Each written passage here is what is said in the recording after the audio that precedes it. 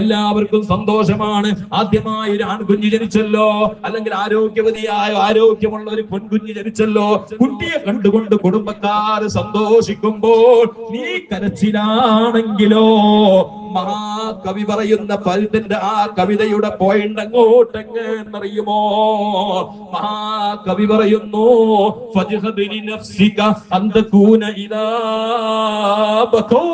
ഇതാ നിന്റെ ചുറ്റും കൂടിയിരുന്നിട്ട് ആളുകൾ കരയുന്നൊരു ദിവസം വരാനുണ്ടേ. എത്ര വലിയ പണ്ഡിതനായത് കൊണ്ടായില്ല, എത്ര വലിയ സയ്യിദാണോ അവിടെ പ്രശ്നമല്ല, എത്ര വലിയ ആജിയാരാണോ അവിടെ പ്രശ്നമല്ല.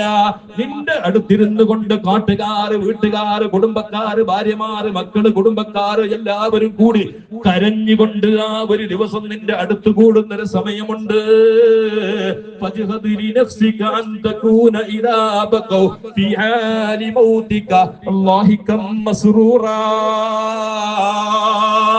അന്ന് നീ ചിരിച്ചുകൊണ്ട് പോകാൻ കഴിയുമോ? അന്ന് നീ ചിരിച്ചുകൊണ്ടാ പോകേണ്ടത്. നേരെ ഓപ്പോസിറ്റ് ആണ് ഇതാ മഹാകവി പറയുന്നത്. ജനിക്കുന്ന സമയത്ത് നീ കരയുന്നു, ആളുകൾ ചിരിക്കുന്നു. എന്നാൽ നിന്റെ ഒരു ദിവസം, നിന്റെ കണക്കാക്കിയ ആയുസ് തീരുമ്പോൾ എപ്പോഴാന്നറിയില്ല. അള്ളാഹു നമുക്ക് ആയുസ് നീളമാക്കി തരട്ടെ.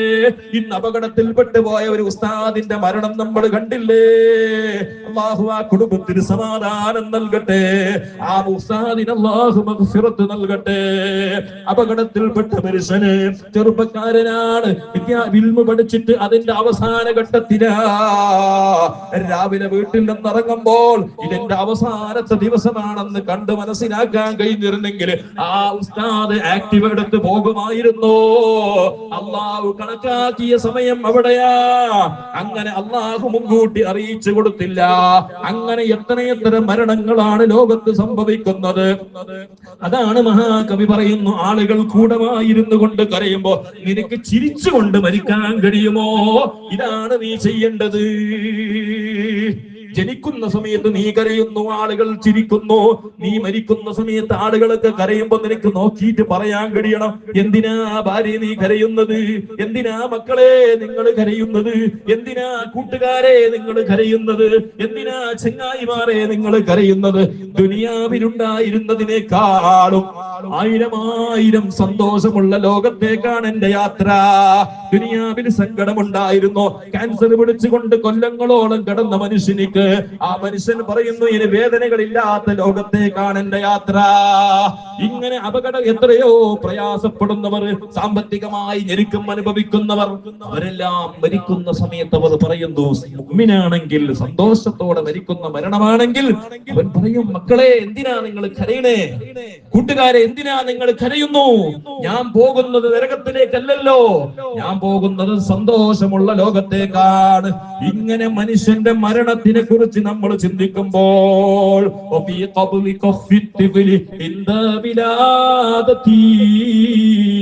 دليل على الحرص المركب في الحي وفي بسطها عند الممات إشارة ألا فانظروني قد خرجت بلا شيء. എത്രയോ കവികൾ മരണത്തിനെ പറ്റി പാടിയിട്ടുണ്ട്. മഹാകവി പറയുന്നു, ഫീ ഖബ്ലിക ഫിത്ഫിലി ഇന്ദാ വിലാദതി. മഹാകവിയാ പറയുന്നു, ഫീ ഖബ്ലിക ഫിത്ഫിലി ഇന്ദാ വിലാദതി ദലീലുൻ അലൽ ഹിർസിൽ മുറക്കബി ഫിൽ ഹൈ. എന്താ പറയുന്നത്? ജനിക്കുന്ന കുട്ടി രണ്ട് കൈയും കൂട്ടിപ്പിടിച്ചിട്ടാ വരുന്നത്, അല്ലേ? ജനിച്ച കുട്ടീനെ, ചെറിയ കുട്ടീനെ നോക്കിയിട്ടില്ലേ? ഒരു 40 ദിവസം അല്ലെങ്കിൽ ഒരു 2 മാസമായ കുട്ടീനെ, ആ കുട്ടീന്റെ കൈ എപ്പോഴും ഇങ്ങനെ ഉണ്ടാവും, അല്ലേ? നിങ്ങൾ വേണമെങ്കിൽ ചെറിയ കുഞ്ഞുങ്ങളുള്ള 2-3 മാസമുള്ള അല്ലെങ്കിൽ ഒരു 40 ദിവസങ്ങളൊക്കെ ആയ കുട്ടികൾ ഉണ്ടെങ്കിൽ പ്രസവിച്ച പാടുള്ള കുട്ടീന്റെ കൈ ഒന്ന് നാളെ കണ്ടാ നോക്കണം, ഇങ്ങനെ ഉണ്ടാവും. ഇങ്ങനെ ഉണ്ടാവൂല. എന്തേ കാരണം? മഹാകവി പറയുന്നു,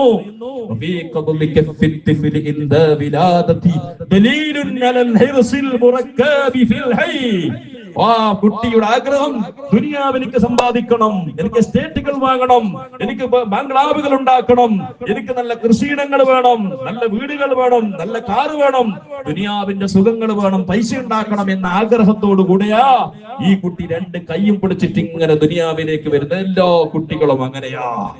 ഇതൊക്കെ നമ്മുടെ ജീവിതത്തിലേക്ക് നമ്മളെ പറ്റി നമ്മൾ അറിഞ്ഞാൽ, ഇന്നലകളെ പറ്റി നമ്മൾ പഠിച്ചാൽ, നമുക്ക് നാളെ ആഖിറത്തിൽ രക്ഷപ്പെടാനുള്ള അമലുകൾ, ജീവിതത്തിന് മാറ്റം വരുത്താൻ ഇതിൽ തന്നെ ഉപദേശങ്ങളുണ്ട്. എന്നിട്ട് മഹാകവി പറയുന്നു, ഇൻദൽ മമാതി ഇശാറതു അലാ ഫൻദുറൂനി ഖദ് ഖറജ്തു ബിലാ ശൈ. മരിക്കുന്ന സമയത്ത് ഒരു മയ്യത്തിന്റെ കൈയും ഇങ്ങനെയില്ല, അവന്റെ കൈ അങ്ങ് വിടർത്തിയതാണ്,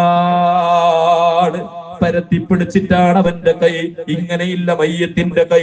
റോഡിൽ വീണ് മരിക്കുന്ന മയ്യത്താണെങ്കിലും, ഹോസ്പിറ്റലിന്റെ ബെഡിൽ കിടന്ന് മരിക്കുന്ന മയ്യത്താണെങ്കിലും, വീട്ടിൽ 80-85 വയസ്സായി മരിക്കുന്ന വയോവൃദ്ധന്റെ മയ്യത്താണെങ്കിലും, 4 മാസം മാത്രമായി മരിക്കുന്ന കുഞ്ഞിന്റെ മയ്യത്താണെങ്കിലും, ആ മയ്യത്തിന്റെ കൈരാ ഇങ്ങനെ ഉള്ളൂ, ഇങ്ങനെയില്ല.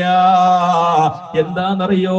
അലാ ഫൻദുറൂനി ഖദ് ഖറജ്തു ബിലാ ശൈ. എന്നിലേക്ക് നോക്കൂ ജനങ്ങളെ, മയ്യത്ത് കാണാൻ വരുന്ന മനുഷ്യരെ, മയ്യത്തിന്റെ മുഖം മാത്രം നോക്കിയിട്ട് പോകണ്ട, എന്റെ കൈയൊന്ന് നോക്ക്. ഖദ് ഖറജ്തു ബിലാ ശൈ. ഞാനൊന്നും കൊണ്ടുപോകുന്നില്ല. എന്റെ എസ്റ്റേറ്റിന്റെ, എന്റെ തോട്ടത്തിന്റെ ഭൂമിയുടെ ആധാര കടലാസിന്റെ കയ്യിലില്ല, എന്റെ കാറിന്റെ ചാവി എന്റെ കയ്യിലില്ല, എന്റെ ഖജനാവിൽ അട്ടിക്കിടക്കുന്ന പൈസന്റെ കെട്ടിന്റെ കയ്യിലില്ല, ഒന്നും ഞാൻ കൊണ്ടുപോകുന്നില്ല. ഇന്നലെ വരെ തോട്ടത്തിന് വേണ്ടി ഗുൽമാലാക്കിയവനാണ്, ഇന്നലെ വരെ ഭൂമിക്ക് വേണ്ടി കുഴപ്പമുണ്ടാക്കിയവനാണ്, ഇന്നലെ വരെ പൈസക്ക് വേണ്ടി അടിയും പിടിയും ഉണ്ടാക്കിയവനാണ്, കുടുംബത്തിൽ തമ്മിൽ കലഹിച്ചവനാണ്, ജ്യേഷ്ഠരും അനുജനും തമ്മിൽ പിണങ്ങിയവനാ. എന്തിനു വേണ്ടിയാ മനുഷ്യരെ ആങ്ങളെയും പെങ്ങളും തമ്മിൽ കലഹിക്കുന്നത്? എന്തിനാ? അയൽവാസിയും തമ്മിൽ എന്തിനാ കലഹിക്കുന്നത്? ആ മയ്യത്ത് പറയുന്ന മനുഷ്യരെ, ഞാൻ തോറ്റുപോയി, ഞാൻ ഇന്നലെ വരെ പിണങ്ങിയവനാണ്, ഞാൻ ഇന്നലെ വരെ പ്രശ്നമുണ്ടാക്കിയവനാണ്, ഞാൻ എത്രയോ ആളുകളോട് ചൊടിച്ചു നിന്നവനാ. ഓ എന്റെ മയ്യത്ത് കാണാൻ വരുന്ന 60-കാരാ 40-കാരാ, എന്റെ മയ്യത്ത് നോക്കി, എന്റെ കൈ നോക്കി. ഖദ് ഖറജ്തു ബിലാ ശൈ. ഞാനൊന്നും കൊണ്ടുപോകുന്നില്ല, വെറും കയ്യോടെ പോകുന്നു. 3 കഷ്ണം തുണിയിൽ മാത്രം പൊതിഞ്ഞിട്ട് എന്റെ മയ്യത്തിനെ, എന്റെ ശരീരത്തിനെ കൊണ്ടുപോയിട്ട് കബറിൽ വെക്കുമ്പോൾ അത് നിനക്ക് പാഠമാ. നാളെ നിന്റെ കഥയും ഇത് തന്നെ, പ്രസംഗിക്കുന്ന എന്റെ കഥയും ഇത് തന്നെ, പ്രസംഗം കേൾക്കുന്ന നിങ്ങളുടെ കഥയും ഇത് തന്നെ, പ്രസംഗത്തിനപ്പുറത്തിരുന്ന് കേൾക്കുന്ന ഉമ്മമാരെ, നിങ്ങളുടെ കഥയും ഇത് തന്നെ. ഒരു ദിവസം അല്ലെങ്കിൽ ഒരു ദിവസം നിങ്ങളും ഇതുപോലെ കൈവരത്തി പിടിച്ചുകൊണ്ട് മക്കളോട് പറയും, മരുമക്കളോട് പറയും, ഉമ്മമാരെ, എന്റെ കയ്യിലുള്ള സ്വർണ്ണ മോതിരങ്ങളില്ല, എന്റെ കയ്യിൽ ധരിച്ചിരുന്ന സ്വർണ്ണ വളകളില്ല, എല്ലാം മക്കളെടുത്ത് വെച്ചിരിക്കുന്നു, ഞാൻ വെറും കയ്യോടെ പോകുന്നു. ഇതുകൊണ്ട് കുഴപ്പമുണ്ടാക്കല്ലേ. ദുനിയാവിനോട് ആർത്തി വേണ്ട. ദുനിയാവ് അങ്ങേ നമ്മളെ ചതിക്കുന്ന ചതിയനാണ്. ദുനിയാവിന്റെ ഏറ്റവും കൂടുതൽ ദുനിയാവിനെ ഒരാൾ പൂജിച്ചാൽ, ദുനിയാവിനോട് ആഗ്രഹങ്ങൾ കൂടുന്തോറും അവനിക്ക് പരലോകത്തിനോടുള്ള ആഗ്രഹം കുറഞ്ഞു പോകുന്നു. അതല്ലേ മഹാനായ മുഹമ്മദുർ റസൂലുള്ളാഹി സല്ലല്ലാഹു അലൈഹി വസല്ലമ തങ്ങൾ പറയുന്നു, ഈ ലോകത്ത് മനുഷ്യൻ എങ്ങനെയാ ജീവിക്കേണ്ടത്? കുൻ ഫിദ്ദുനിയാ കഅന്നക ഗരീബ് ഔ ആബിറു സബീൽ ഫഉദ്ദ നഫ്സക മിൻ അസ്ഹാബിൽ ഖുബൂർ. മനുഷ്യരെ, അല്ലാഹുവിന്റെ റസൂൽ പറയുകയാണ്, കുൻ ഫിദ്ദുനിയാ കഅന്നക ഗരീബ്. നീ ഒരു ഗരീബായ മനുഷ്യനെ പോലെ, ഒരു വിദേശിയെ പോലെ ജീവിക്കണം. നാട്ടുകാരനെ പോലെ ജീവിക്കരുത് എന്നാണ്. നാട്ടുകാർക്ക് ഒരു അഹങ്കാരം ഉണ്ടാവും, അല്ലെ? നാട്ടുകാർ സ്വന്തം നാട്ടില് പവർ കാണിക്കുന്നവരെ പിന്നെ പവർ കാണിക്കാൻ കഴിയോ? നമ്മളിപ്പോ ഈ നാട്ടിലേക്ക് വന്നാൽ നിങ്ങളോട് എന്തെങ്കിലും ജാതി കുറച്ച് നിങ്ങൾ എന്താവും? നമ്മളോട് സ്ട്രോങ് ആയിട്ട് സംസാരിക്കാൻ ധൈര്യം ഉണ്ടാവും നമ്മൾ നാട്ടുകാർ, അല്ലെ? പുറം നാട്ടിലേക്ക് പോയിട്ട് ഇപ്പൊ നോക്ക്, നിങ്ങളുടെ നാട്ടിൽ ഉദാഹരണത്തിന് ഞാൻ പറയാം. ഇതിൽ പോകുമ്പോ നിങ്ങൾ ഒരു ബൈക്കിലോ കാറിലോ പോകുന്നുണ്ടെന്ന് വെച്ചോ. ആ പോകുന്ന സമയത്ത് ഒരുത്തന് കുറച്ച് റോങ് സൈഡിൽ വന്നെന്ന് വെച്ചോ, അറിഞ്ഞിട്ടോ അറിയാതെ നമ്മ എന്താവും? കാറിന് കഴിഞ്ഞിട്ട് കോളറും പിടിച്ചിട്ട് 4 ഗപ്പിലൊക്കെ ഇടാൻ നോക്കും, എന്തേ? ധൈര്യത്തിന്. അതേ സമയത്ത് നിങ്ങൾ ബാംഗ്ലൂർക്ക് പോകുന്നു, അല്ലെങ്കിൽ മൈക്കാലത്തേക്ക് പോകുന്നു, കാസർഗോട്ടേക്ക് പോകുന്ന സമയത്ത് ഒരു പെതമ്പായിട്ട് തന്നെ വന്ന് നോക്കും. ഓന് ഫുള്ള് തെറ്റന്നെ, ഓന്റെ റോങ് സൈഡിൽ വന്ന് ഞമ്മ കാർ നിൽക്കിയോ ഓനെ പേടിപ്പിക്കാൻ നിൽക്കോ? ഞമ്മ പറയാ അപ്പുറത്തോണ്ട് വിടണ്ട, ഞമ്മ വിടുത്തോറല്ല, അപ്പൊ ഞമ്മക്കാവല ഓറ് ഞമ്മളെ വിടല എന്നൊരു ബോധം ഉണ്ടാവും. എന്റെ നാട്ടിലാകുമ്പോ ഒരു അഹങ്കാരം ഞമ്മക്കുണ്ട് എല്ലാവർക്കും. ഞാനിപ്പോ ഈടെ എന്റെ നാട്ടിലുള്ള എത്ര പവർ കാണിക്കാനാണ് ഈടെ കഴിയില്ല. എന്റെ നാട്ടിലാണെമ്പോ ഞങ്ങൾക്ക് എന്റെ നാട്, എന്റെ തറവാട്, എന്റെ കുടുംബക്കാരുടെ നാട്, ഇങ്ങനെ ഒരു അഹങ്കാര മനോഭാവം ഉണ്ടാകും. ഇതാണ് സയ്യിദുനാ മുഹമ്മദ് റസൂലുള്ളാഹി സല്ലല്ലാഹു അലൈഹി വസല്ലം തങ്ങൾ പറയുന്നു, മനുഷ്യ ഈ ലോകത്ത് നീ ജീവിക്കുമ്പോൾ ഒരു വിദേശിയെ പോലെ ജീവിച്ചോ. ഞാൻ ഈ നാട്ടുകാരനല്ല, ഒരു മനുഷ്യനും ഈ നാട്ടുകാരനല്ല. എല്ലാവരുടെയും ഒറിജിനൽ നാടെവിടെ? മനുഷ്യന്റെ ഒറിജിനൽ നാടെവിടെ? ഒന്നാമത്തെ മനുഷ്യന്റെ നാടെവിടെ? ആദം നബി അലൈഹി സ്വലാമിന്റെ നാടെവിടെ? സിലോണില ഇന്ത്യയിലല്ലേ? ഇന്ത്യക്കാരനല്ല ആദം നബി അലൈഹി സ്വലാം?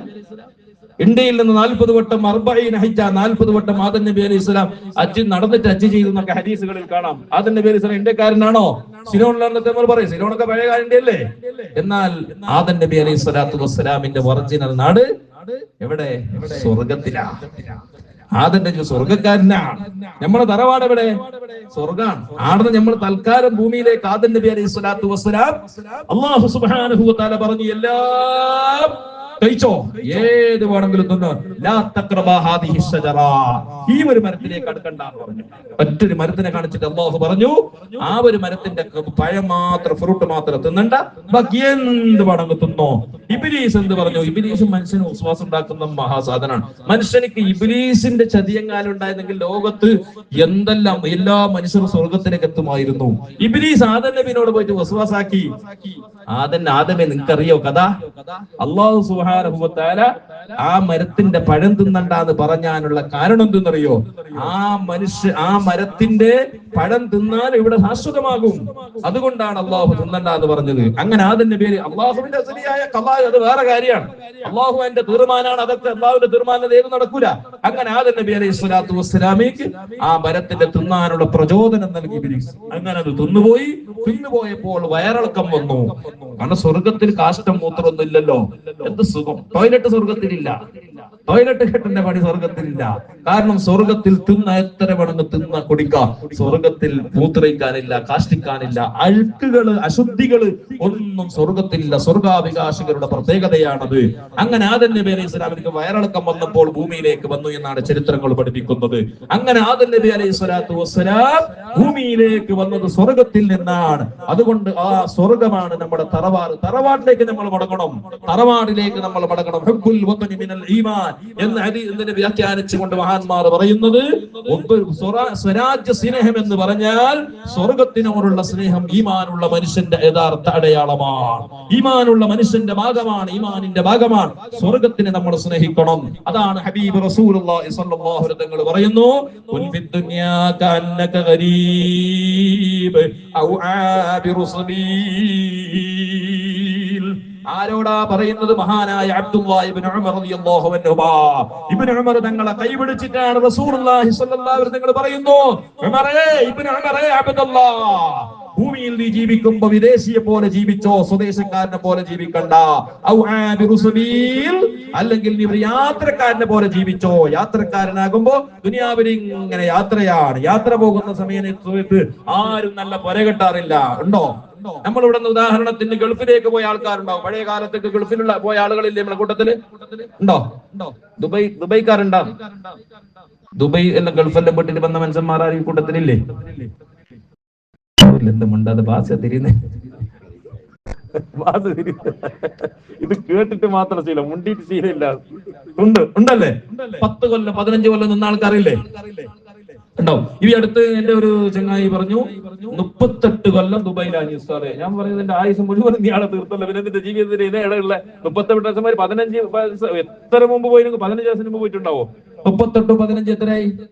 53 കൊല്ലം, 53 വയസ്സാണ്. അങ്ങനെ അവന്റെ ആയുസ് മുഴുവനും അങ്ങോട്ട് തീർക്കാൻ. എന്നാൽ ഗൾഫിൽ പോയിട്ട് 25 കൊല്ലം നിന്ന ഒരാള് ഗൾഫിൽ പോയിട്ട് 5 സെന്റ് ഭൂമി എടുത്തിനാ. പരേട്ടിനാരെങ്കിലും നമ്മുടെ നാട്ടിലാരെങ്കിലും ഗൾഫിൽ പോയിട്ട് പരേട്ടിട്ട് അവിടെ സൗദിയില് 50 സെന്റ് ജാഗമെങ്കിനാന്ന് പറഞ്ഞ കേട്ടണ. ഞാൻ കണ്ടിട്ടില്ല. ഇല്ല, അവിടെ സ്വദേശം. പിന്നെ പഴയ പണ്ട് കാലത്തൊക്കെ പൗരത്വം ലഭിക്കുമായിരുന്നു. ഇപ്പൊ പൗരത്വം ഒന്നും കൊടുക്കുന്നില്ല. ഇപ്പൊ അല്ല ഭയങ്കര നിയമം വന്നിട്ടുണ്ട്. പണ്ട് അങ്ങനെ പോയവർക്കല്ല, അല്ലാത്ത ആളുകൾ അവിടെ ഉള്ളത് മുഴുവനും എടുത്തേക്ക് അയക്കുന്നത് 100 രൂപ കിട്ടിയെങ്കിൽ 100 റിയാലിന് അപ്പൊ തന്നെ ഇന്ത്യൻ മണി ആക്കിയിട്ട് നാട്ടിലേക്ക് അയക്കും. കാരണം ഓന്റെ നാടേടെ ഒരു യാത്രക്കാരനാണ്. ഇങ്ങനെ യാത്രക്കാരെ പോലെ ജീവിക്കണം. മംഗലാപുരത്തേക്ക് പോകുമ്പോൾ നമ്മൾ ഉദാഹരണത്തിന് നാളെ ഡൽഹിയിലേക്ക് പോകുന്നത് വെച്ചോ, ഒരു കാറിലാണ് യാത്ര പോകുന്നത്, അല്ലെങ്കിൽ ഒരു കാറ് ബാംഗ്ലൂരിൽ പോകുന്നു. ബാംഗ്ലൂർ പോകുന്ന സമയത്ത് നമ്മൾ ഒരു ആശ്രമത്തേക്ക് എത്തുമ്പോൾ കുറച്ച് ക്ഷീണായി, നമ്മളാടെ വലിയ പൊരയും AC റൂമൊന്നും നമ്മൾ നോക്കൂല. കാരണം എന്താ, കിട്ടിയിട്ട് കുറച്ച് ഉറങ്ങിയിട്ട് കാറിൽ തന്നെ കുറച്ച് AC എല്ലാം ഓണാക്കിയിട്ട്, അല്ലെങ്കിൽ കാറിൽ കുറച്ച് ഗ്ലാസ് ആത്തിട്ട് ആടെ, അല്ലെങ്കിൽ ആടെ കാറിന് ഒരു മരത്തിന്റെ അടിയിൽ വെച്ച് നമ്മൾ പലപ്പോഴും കാണാറുണ്ട്. വിദൂര യാത്രകൾ പോകുമ്പോ മരത്തിന്റെ അടിയിലൊക്കെ കാറ് വെച്ചിട്ടുണ്ട്, തോർത്ത് വെച്ചിട്ട് കിടക്കുന്ന മനുഷ്യന്മാർ. ആരാണ്? വലിയ വലിയ VIP കാറ്. ഈ യാചകന്മാരല്ല. എന്തേ? അവർക്ക് പുരയും കാര്യങ്ങളൊക്കെ ഉണ്ട്. പക്ഷെ യാത്രയിൽ അത്ര മതി. കാരണം നമ്മുടെ ലക്ഷ്യം നമ്മൾക്ക് ബാംഗ്ലൂരിലേക്ക് എത്തലാണ്. ഇങ്ങനെയാണ് ഹബീബായ നബി സ്വല്ലല്ലാഹു അലൈഹി വസല്ലം ഈമാനുള്ള മനുഷ്യർക്ക് ചിന്തിക്കാനുള്ള ഉദാഹരണങ്ങളാണ്. നമുക്ക് ദുനിയാവിൽ സുഖിക്കാനുള്ള നമ്മുടെ യാത്ര എവിടുന്ന് തുടങ്ങി? ആലമുൽ അർവാഹ്, അർവാഹിന്റെ ലോകത്തിൽ നിന്ന് എത്രയോ കൊല്ലം ഇവിടെ ജീവിച്ചിട്ട് വന്നതാണ്. എന്നിട്ട് കോടി മനുഷ്യരുടെ ആത്മാക്കളെ ഒരുമിച്ച് കൂട്ടിക്കൊണ്ട് അല്ലാഹു സുബ്ഹാനഹു വ തആല ചോദിച്ചു, അലസ്തു ബിറബ്ബിക്കും ഖാലൂ ബലാ. ഖുർആനിലുള്ളതാണ്. എല്ലാ മനുഷ്യരുടെ റൂഹുകളെയും കൂട്ടിയിട്ടുള്ള ഒരു അർവാഹുകളുടെ ലോകമുണ്ട്. ആ ലോകത്തിൽ നിന്ന് നേരെ വന്നത് ആലമുൽ അർഹാം, ഉമ്മയുടെ ഗർഭാശയത്തിലേക്ക്.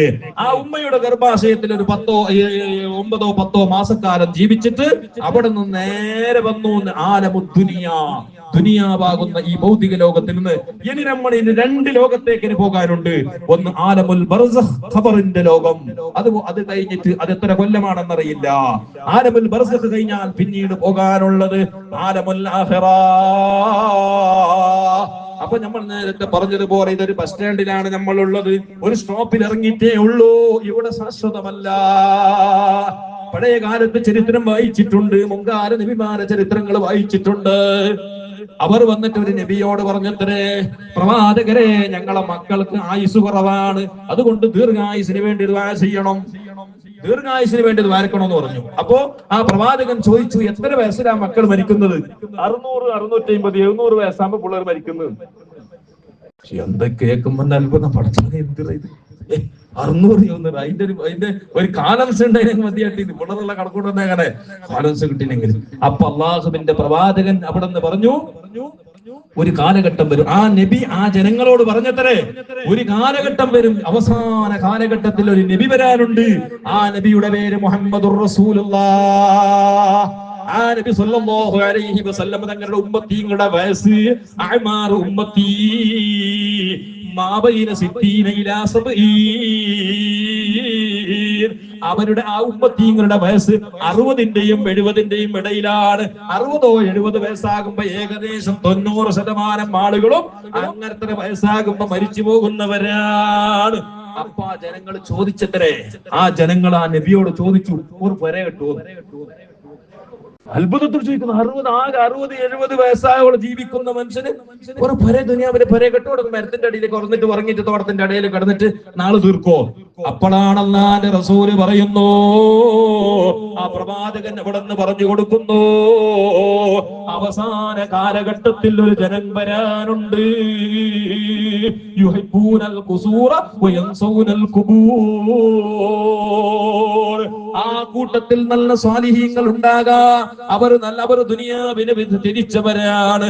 എന്നാൽ ആ ഉമ്മത്തീങ്ങളെ കൂട്ടത്തിൽ നിന്നൊരു വിഭാഗം ആളുകള് അവർ വലിയ വലിയ കൊട്ടാരങ്ങൾ ഉണ്ടാക്കും. ആ കൊട്ടാരത്തിൽ ഉണ്ടാക്കിടന്നിട്ട് അവർ ഖബറിനെ മറന്നു പോകുന്ന ഒരു കാലം വരുമെന്ന് ആ സമുദായത്തോട് അവർ നബി പറഞ്ഞു കൊടുത്തിട്ടുണ്ടെങ്കിൽ, എന്റെ പൊന്നാര മുഅ്മിനീങ്ങളെ, 60-ന്റെയും 70-ന്റെയും ഇടയിലുള്ള കൊല്ലമാണ് നമ്മുടെ ആയുസെങ്കില്, ഈ ആയുസിൽ നമ്മൾ കോടാനകോടി രൂപയുടെ വീടുണ്ടാക്കിയിട്ട് അതിൽ ആഹ്ലാദിക്കുമ്പോൾ, വീടുകൾ വേണ്ടെന്നല്ല ഞാൻ പറയുന്നത്, വീടുകൾ വേണം, അവനവന്റെ ലെവലനുസരിച്ചിട്ടുള്ള വീടുകൾ ഉണ്ടാക്കണം. പക്ഷേ അമിതമായ ചെലവോടുകൂടിയുള്ള വീടുകളെല്ലാം നാളെ അല്ലാഹുവിന്റെ മുമ്പിൽ അവർക്ക് ഉത്തരം പറയേണ്ടതാണ്. ആകെ വീട്ടിൽ 4, 5, 6, 7 പേരുണ്ടാവുകയുള്ളൂ. ഒരു 100 ആളുകൾക്ക് താമസിക്കേണ്ട വീടുകളാ ഉണ്ടാക്കുന്നത്. പഴയ കാലത്ത് വീടുകൾ നോക്കൂ, ആ ഉപ്പാക്ക് 10-12 വയസ്സുണ്ട്, 10-12 10ഓളം മക്കളുണ്ടായിരുന്നു. ആ മക്കളെല്ലാവരും 10-12 മക്കളെ വളർത്തിയ വീട്. ആ വീടെല്ലാം ആകെ കൂട്ടിയാൽ 1000 സ്ക്വയർ ഫീറ്റിന്റെ ഉള്ളിലുള്ള വീടുകളിലല്ലേ നമ്മൾ ജനിച്ചത്. നമ്മളുടെ അവസ്ഥ എങ്ങനെയല്ലേ ഇന്ന്? നിങ്ങൾ നോക്കൂ സഹോദരാ, 4-5 ആളുകളെ ഉള്ളോ, ഒരു ഭാര്യയും ഒരു ഭർത്താവും 3-4 മക്കളെ ഉള്ളോ. അങ്ങനെയുള്ളവർ 4000-5000 സ്ക്വയർ ഫീറ്റിന്റെ വീടുകൾ ഉണ്ടാക്കി ആ വീടിൽ സുഖലോലുപന്മാരായി ജീവിക്കുമ്പോൾ യുഹിബ്ബൂനൽ ഖുസൂറ വയൻസൗനൽ ഖുബൂർ, അവർ കൊട്ടാരങ്ങളെ ഇഷ്ടപ്പെടുന്നു, അവർ ഖബറുകളെ മറന്നു പോകുന്നു. അങ്ങനെ ഒരു കാലം വട്ടം വന്നാൽ അല്ലാഹുവിന്റെ ഹബീബായ നബി സല്ലല്ലാഹു അലൈഹി വസല്ലം തങ്ങൾ പറഞ്ഞു, അത് ഖിയാമത്തിന്റെ അടയാളമാണ്, ഖിയാമത്തിന്റെ അടയാളമായി എണ്ണി പറഞ്ഞതാണ്. അതുകൊണ്ട് കൊട്ടാരങ്ങളൊക്കെ നിർമ്മിക്കുന്നവർ അവരുടെ ജീവിതത്തിൽ എപ്പോഴും ഉണ്ടാകണം, പടച്ചവനെ എന്റെ ഖബർ എപ്പോഴാ ഉദ്ഘാടനം എന്നറിയില്ല.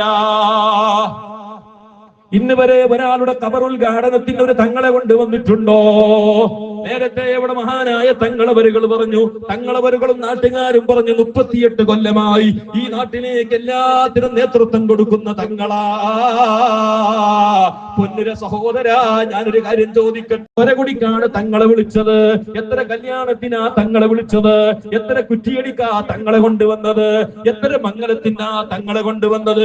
എത്രയോ ആളുകൾ 38 കൊല്ലത്തിന്റെ ഇടയിൽ ഈ നാട്ടിലെ പൗരപ്രമാണികൾ മരിച്ചു പോയില്ലേ? കോടികൾ ഉണ്ടായവർ മരിച്ചു പോയില്ലേ?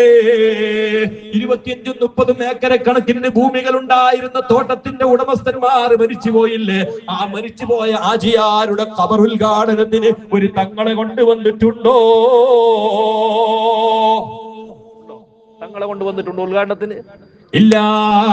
ലോക ചരിത്രത്തിൽ അങ്ങനെ ഒരു സംഭവമേ ഉണ്ടായിട്ടുള്ളൂ. അല്ലാഹുവിന്റെ റസൂൽ സല്ലല്ലാഹു അലൈഹി വസല്ലം തങ്ങൾ ഒരു മഹദിയുടെ ഖബറാണ് നബി തങ്ങൾ ഉദ്ഘാടനം ചെയ്തു കൊടുത്തത്.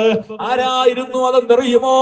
അല്ലാഹുവിന്റെ റസൂലിന്റെ പോറ്റുമ്മയായ ഫാത്തിമ ബിൻത് ഹസൻ എന്ന് പറയുന്ന ഒരു പെണ്ണുങ്ങളുണ്ടായിരുന്നു. അലി ഇബ്നു അബീ ത്വാലിബ് തങ്ങളുടെ ഉമ്മയാണ്. നബി തങ്ങളുടെ ഉമ്മയില്ലാത്ത സമയത്ത് 6-ാമത്തെ വയസ്സിൽ അബവാഹിൽ വെച്ചുകൊണ്ട് ലോകത്തോട് വിട പറഞ്ഞ ആമിന ഉമ്മ അലം എന്നല്ലാഹുവിന്റെ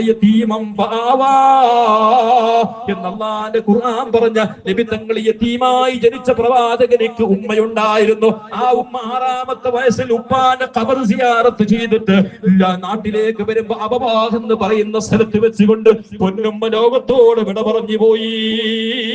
റഹ്മത്തുൽ ലിൽ ആലമീനായ കരുണക്കടലായ മുഹമ്മദുർ റസൂലുള്ളാഹ്, ആ നബി തങ്ങൾക്ക് ഉമ്മയില്ലാത്ത ആ ദുഃഖം അറിയിക്കാതെ ഉമ്മാന്റെ സ്ഥാനത്ത് നിന്നുകൊണ്ട് സംരക്ഷണം കൊടുത്തൊരു ഉമ്മയുണ്ട്. അത് ഫാത്തിമ ബിൻത് ഹസദാണ്. ആ ഫാത്തിമ ബിൻത് ഹസദ് എന്ന് പറയുന്ന സഹോദരി മരിച്ചപ്പോൾ അല്ലാഹുവിന്റെ റസൂല് മയ്യത്തിന്റെ കൂടെ പോയി. നബി തങ്ങൾ നിങ്ങളൊന്നാലോചിക്ക്, കരുണയുള്ള നേതാവാണ്, റഹ്മത്തുൽ ആലമീനാണ്.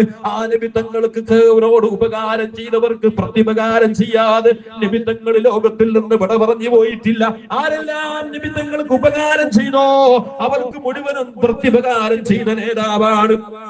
അബൂബക്കർ സിദ്ദീഖ് റളിയല്ലാഹു അൻഹു ഇസ്ലാമിലേക്ക് വന്നിട്ട് നബി തങ്ങൾക്ക് തണലായി നിന്നപ്പോൾ ആ അബൂബക്കർ സിദ്ദീഖ് തങ്ങളെ മകളായ ആയിഷയെ ഏറ്റെടുത്തില്ലേ? അല്ലാഹുവിന്റെ റസൂലിന് ഏറ്റവും വലിയ കാവൽക്കാരനായി നിന്ന ഉമറുൽ ഫാറൂഖ് തങ്ങൾ നിന്നപ്പോൾ ആ ഉമറുൽ ഫാറൂഖ് തങ്ങളെ മകൾ ഹഫ്സാ ബീവിയെ നബി തങ്ങൾ ഏറ്റെടുത്തില്ലേ? വിവാഹം ചെയ്തില്ലേ?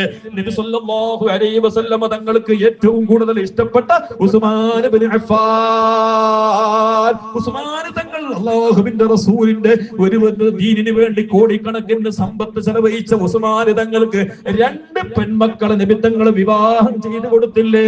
ഒരു മകൾ മരിച്ചപ്പോൾ 2ാമത്തെ മകളെയും ഉസ്മാൻ തങ്ങൾക്ക് വിവാഹം ചെയ്തു കൊടുത്തിട്ട് അല്ലാഹുവിന്റെ റസൂൽ പറഞ്ഞു, 100 പെൺമക്കൾ ഉണ്ടായാലും ഉസ്മാൻ തങ്ങൾക്ക് ഞാൻ കെട്ടിക്കുമായിരുന്നു. ഉസ്മാൻ ഇങ്ങനെ നബി സല്ലല്ലാഹു അലൈഹി തങ്ങൾക്ക് എല്ലാവർക്കും പ്രത്യുപകാരം ചെയ്ത നേതാവാണ്. അലി ഇബ്നു അബീ ത്വാലിബ് തങ്ങൾക്ക് പ്രിയപ്പെട്ട മകളായ ഫാത്തിമയെ വിവാഹം ചെയ്തു കൊടുത്തു. അങ്ങനെ ആ റസൂലുള്ളാഹി തങ്ങൾ വഫാത്ത് തങ്ങളുടെ ഉമ്മ പോറ്റുമ്മയായ ഫാത്തിമ ബിൻത് ഹസദ് മരിച്ചപ്പോൾ അല്ലാഹുവിന്റെ റസൂൽ ഖബറിലേക്ക് ഇറങ്ങി. സ്വഹാബത്ത് നോക്കി നിൽക്കുകയാണ്. ഇതെന്താണ് കാണുന്നത്? എന്താണ് സംഭവിക്കുന്നത്? അല്ലാഹുവിന്റെ റസൂൽ ആ ഖബറിലേക്ക് തായ് ഖബറിലേക്ക് ഇറങ്ങി. ആ ഖബറിലെന്ന് കിടന്നു കൊടുത്തു. എന്നിട്ട് പറഞ്ഞു, ഖബറേ, ഇത് സാധാരണ പെണ്ണല്ല, എന്റെ പോറ്റുമ്മയാണ്, എനിക്ക് സംരക്ഷണം തന്ന ഉമ്മയാണ്. ആ പെണ്ണിനെ ഖബറിൽ ശിക്ഷിക്കല്ലേ, ഖബറിൽ ഫിത്നയുണ്ടാക്കല്ലേ എന്ന് പറഞ്ഞിട്ട് ഖബറിൽ നിന്ന് നബി തങ്ങൾ മേലെ കയറി. അല്ലാഹുവിന്റെ റസൂലിന്റെ ശറഫാകപ്പെട്ട ശരീരം ഭൂമിക്ക് തട്ടിയപ്പോൾ ആ ഫാത്തിമായ ഖബറിൽ ശിക്ഷിച്ചില്ല. അങ്ങനെ റസൂലുള്ളാഹി സ്വല്ലല്ലാഹു അലൈഹി തങ്ങൾ ലോക ചരിത്രത്തിൽ ഒരു ഖബറേ ഉദ്ഘാടനം ചെയ്തിട്ടുള്ളൂ എങ്കിൽ ഇന്ന് വരെ കോടാനക്കോടി പൈസയുണ്ടായ ആജിയാരുടെ ഖബറിലേക്ക് ഏതെങ്കിലും തങ്ങൾ വന്നിട്ട് ആജിയാറെ ഖബറല്ലേ ഒന്ന് ഉദ്ഘാടനം ചെയ്തു കൊടുക്കാം എന്ന് പറഞ്ഞിട്ട് ഖബറിലേക്ക് ഇറങ്ങിയിട്ടില്ല. അങ്ങനെയുള്ള ഏകാന്തതയുടെ ഖബറ്, ആ ഖബറിനെ കുറിച്ച് ഓർക്കണേ. സയ്യിദുന ഉസ്മാൻ ഖബറ് കണ്ടാൽ പിന്നെ ഒഴുകുന്നതാണ് ഇരു കണ്ണുകളും ക്ഷണം തന്നെ. ചോദിച്ചു ഉസ്മാൻ തങ്ങളെ, എന്താണ് നിങ്ങൾ ഖബറിനെ കേട്ടാൽ കരയുന്നത്? മഹ്ശറയെ പറ്റി കേട്ടാൽ കരച്ചിലില്ല, നരകത്തിനെ പറ്റി കേട്ടാൽ കരച്ചിലില്ല. ഉസ്മാനെ, എന്തിനാ നിങ്ങൾ ഖബർ കേൾക്കുമ്പോ കരയുന്നത്? അല്ലാഹുവിന്റെ റസൂലിന്റെ പ്രിയപ്പെട്ട സ്വഹാബി മഹാനായ ഉസ്മാൻ തങ്ങൾ പറയുന്നു, സഹാബത്തിന്റെ പതിവ് എങ്ങനെയാണ്? ഉസ്മാൻ തങ്ങൾ ഖബർ മജ്‌ലിസിലുണ്ടായാൽ പിന്നെ ഖബർ എന്ന വാക്ക് ഉച്ചരിക്കൂല. ഖബർ എന്ന് ഉച്ചരിക്കണമെങ്കിൽ ചുറ്റുവട്ടം നോക്കും, ഉസ്മാൻ ഉണ്ടോ? ഉസ്മാൻ തങ്ങൾ ഉണ്ടെങ്കിൽ ഖബർ എന്നുള്ള വാക്ക് പറയില്ല. കാരണം ഉസ്മാൻ തങ്ങൾ കരഞ്ഞ് കരഞ്ഞ് കരഞ്ഞ് ചെറിയ കുട്ടികൾ തട്ടഹാസിച്ച് കരയും പോലെ പൊട്ടിക്കരഞ്ഞുകൊണ്ട് നിയന്ത്രണം വിട്ടുപോകും. സ്വഹാബത്ത് പഠിക്കും. ഇന്ന് വരെ നമ്മൾക്ക് ഖബറിനെ പറ്റി ചിന്തിച്ചിട്ട് ഒരു തുള്ളി കണ്ണുനീരൊലിപ്പിക്കാൻ സാധിച്ചിട്ടുണ്ടോ? 60 വയസ്സായ ആശിയാക്കന്മാരോട് 45 വയസ്സ് കഴിഞ്ഞ ചെറുപ്രായം കഴിഞ്ഞവരോട്, നല്ലവരായ ചെറുപ്പക്കാരെ, ഇന്നല്ലെങ്കിൽ നാളെ പോകാനുള്ളതാണ്. ആരുമില്ല, ഒരാളുമില്ല, സമ്പത്തില്ല, ഒരു കൂട്ടുകാരനുമില്ല. മയക്കുമരുന്നിന്റെ അടിമകളായി ജീവിക്കുന്ന ചെറുപ്പക്കാരുണ്ടെങ്കിൽ നാളെ നീ മരിച്ചാൽ നിന്റെ ഖബറിലേക്ക് കൊണ്ടുപോയി വെക്കാൻ ആ കൂട്ടുകാരില്ല. ഒരു മാസം മുമ്പ് കാസർഗോഡിന്റെ ഒരു പ്രദേശത്ത് ഒരു ചെറുപ്പക്കാരന്റെ നിഗൂഢമായ മരണം കണ്ടു. അവസാനം പോലീസുകാർ, ഉദ്യോഗസ്ഥന്മാർ വെടിയെഴുതി. മയക്കുമരുന്ന് കഞ്ചാവ് വലിച്ചിട്ട് മയക്കുമരുന്നിട്ട് അവർക്ക് ലക്ക് കെട്ടിട്ടാണ് അവൻ മരിച്ചതെന്ന് വെടിയേറിയപ്പോൾ ഇങ്ങനെ എത്രയെത്ര മരണങ്ങളാ ചെറുപ്പക്കാരെ. റോഡരികിൽ വീണ് ആക്സിഡന്റിൽ പെട്ട് മരിക്കുന്ന, പാതിരാ സമയത്ത് അപകടത്തിൽപ്പെട്ട് മരിക്കുന്ന എത്രയെത്ര പച്ച മനുഷ്യരാണ്. 18ഉം 20ഉം 24ഉം 28ഉം വയസ്സുള്ള എത്ര ചെറുപ്പക്കാരാ മുസ്ലിം സമുദായത്തിന്റെ ചെറുപ്പക്കാർ മരിച്ചുകൊണ്ടിരിക്കുന്നത്. എന്റെ മരണത്തിന് കാരണം അവർ ലക്കും കെട്ടുകൊണ്ട്, അവർ മയക്കുമരുന്ന് ഭരിച്ചുകൊണ്ട്, അവർ കഞ്ചാവ് ഉപയോഗിച്ചുകൊണ്ട് അതിന്റെ മസ്തിലൂടെ പോകുമ്പോൾ നാഷണൽ ഹൈവേയിൽ കടന്നു വരുന്ന ലോറിക്കടിയിൽ ബസിന്റെ അടിയിലേക്ക് കടന്നു പോകുന്നത് അറിയുന്നില്ല. ഇങ്ങനെ മനുഷ്യ, അങ്ങനെ നീ മരിച്ചാൽ നിന്റെ മയ്യത്തിന്റെ കൂടെ ഖബറിന്റെ അടുത്തേക്ക് വരെ മക്കളുണ്ടാകൂ. അതിനപ്പുറം ഒരു കൂട്ടുകാരനില്ല. അതാണ് ഉസ്മാൻ തങ്ങൾ കരഞ്ഞ് കരഞ്ഞ് കണ്ണുനീരൊലിപ്പിക്കുമായിരുന്നു. ഇന്നേ വരെ എനിക്ക് ഖബറിനെ കുറിച്ച് ഓർത്തിട്ടുണ്ടോ? ഉപ്പാന്റെ മയ്യത്തിന്റെ കൂടെ പോയിട്ട് തായ് ഖബറിലേക്ക് കല്ലിറക്കി വെച്ചവരില്ലേ? മൂന്ന് പടി മണ്ണെടുത്തിട്ട് മിൻഹാ ഖലഖനാകും വഫീഹാ നുഈദുകും വമിൻഹാ നുഖ്രിജുകും താറതൻ ഉഖറാ. ആരമേലേക്കാ കല്ലും മണ്ണ് വാരിയിടുന്നത്? ഇന്നലെ വരെ നമുക്ക് വേണ്ടി എല്ലാം ചെയ്തു വെച്ച്, എല്ലാം കഷ്ടപ്പെട്ടുകൊണ്ട്, ഉടുതുണിക്ക് മറുതുണിയില്ലാതെ കഷ്ടപ്പെട്ടുകൊണ്ട്, ഒരു നേരത്തെ നല്ല ഭക്ഷണം കഴിക്കാതെ അധ്വാനിച്ച് പൈസ ഉണ്ടാക്കി ആ പൈസയെ മുഴുവൻ മക്കൾക്ക് വേണ്ടി സൂക്ഷിച്ചു വെച്ച ഉപ്പാന്റെ മയ്യത്തിന്റെ മേലെ കൊണ്ടുപോയി മണ്ണ് വാരിയിടുന്നത് മക്കളാ. ആ ഉപ്പ ഒരു നേരത്തെ ഹോട്ടലിൽ പോയി ഭക്ഷണം കഴിച്ചോ? പച്ച അൽഫഹാം തിന്നിട്ടാണോ അവൾ പറയുന്നത്? അവർ പാർസൽ കൊണ്ടുവന്നിട്ടില്ല. വീട്ടിലേക്ക് പാർസൽ കൊണ്ടുവരാറുണ്ടായിരുന്നോ? അവർ എന്തെങ്കിലും ചെറിയ ലഘുവായ ഭക്ഷണം കഴിച്ചിട്ട് അവർ ഈ സമ്പത്ത് മുഴുവനും മക്കൾക്ക് വേണ്ടി എടുത്തു വെച്ചതാണ്. ഇന്നോ സർക്കാർ വരുമ്പോ ഫോണാക്കി ചെല്ലിയാൽ മതി. വരുന്നതിന് പിന്നെ ഞമ്മ വരുമ്പോ മെസ്സേജ് റെഡി ആയിട്ടുണ്ടാവും അല്ലെ? പല കാലം അങ്ങനെ എല്ലാ പരന്റെ അടുത്തേക്ക് എല്ലാം ഓർഡർ. 5 ആള് വന്നെങ്കിൽ 15 ആളെ ഫുഡ്, 5 ആള് വരുമ്പോ 15 ആളെ ഫുഡ്. ഒരു ചങ്ങായി ഒരു സ്ഥലത്തേക്ക് പോകുമ്പോൾ ഞങ്ങൾ 5 ആള് പോയി, 5 ആൾ 5 പോയി വെച്ചിട്ടുണ്ട്. ഞാൻ അത്ഭുതപ്പെട്ടു. പഠിച്ചോനെ, ഞാൻ ആ ചങ്ങായിനോട് ചോദിച്ചു, ഞങ്ങൾ മനുഷ്യനെന്ന് അറിഞ്ഞിട്ടില്ലേന്ന് ചോദിച്ചു. വരുന്നത് ഞങ്ങൾ മനുഷ്യന്മാർ തന്നെ, വേറെ കാട്ടുപൂച്ച കുറുക്കൻ എന്ന് പറഞ്ഞൊരു സാധനമല്ലേ, കുറുക്കം കോയിനെ പിടിക്കുന്ന സാധനം, അത് വരുന്നതെന്ന് വിചാരിച്ചാന്ന് ചോദിച്ചു. ഒരു ഇടി കോയിനെ തിന്നണക്ക് കുറുക്കനാണ്ടേ? കാലം എവിടെ എത്തി സഹോദരാ, ആലോചിച്ചു നോക്ക്. തിന്നണ്ടെന്നല്ല, തിന്നണം, ലക്ക് കെട്ട് തിന്നരുത്, അമിതമായ ഭക്ഷണം തിന്നരുത്. പലപ്പോഴും അറ്റാക്ക് സംഭവിക്കാൻ കാരണം ഭക്ഷണം അമിതമായി പോകുന്നതാണ്. ഈ രാത്രി ഇന്നത്തെ അങ്ങനല്ലേ, 10, 12, 11 മണി വരെ സ്വര പറഞ്ഞിരിക്കും. എന്നിട്ട് 11 മണിയാകുമ്പോ തിന്നിട്ട് അങ്ങനെ തന്നെ പോയിട്ട് ബെഡിലേക്ക് പെരുപ്പാൻ പോകുന്നവരെ ഒരു വീട്. രോഗം വരാതിരിക്കോ? തിന്നണം. തിന്നുന്നതിന് ഒരു പരിധിയുണ്ട്. അള്ളാഹുവിന്റെ റസൂൽ സ്വല്ലല്ലാഹു അലൈഹി വസല്ലം പറയുന്നു, മുഅ്മിനിക്ക് ഒരു വയറേ ഉള്ളൂ, അമുസ്ലിമിനിക്ക് 3 വയറാ ഉള്ളത് എന്ന് പറഞ്ഞാൽ, മുഅ്മിനായ മനുഷ്യൻ വയറിനെ 3 ഭാഗമാക്കും. എന്നിട്ട് 3 ഭാഗമാക്കിയിട്ട് ഒരു ഭാഗം ഭക്ഷണം കഴിക്കും, ഒരു ഭാഗം വെള്ളം കുടിക്കും, ഒരു ഭാഗം അങ്ങനെ തന്നെ വിടണം, ഗ്യാസ്ട്രിക്കിന്റെ സൂക്കേട് വരാതിരിക്കാൻ. ഫുള്ള് നിറച്ചാൽ എന്താവും? പിക്കപ്പിന്റെ ആപ്പയിൽ നിറച്ചെങ്കിൽ എന്താവും?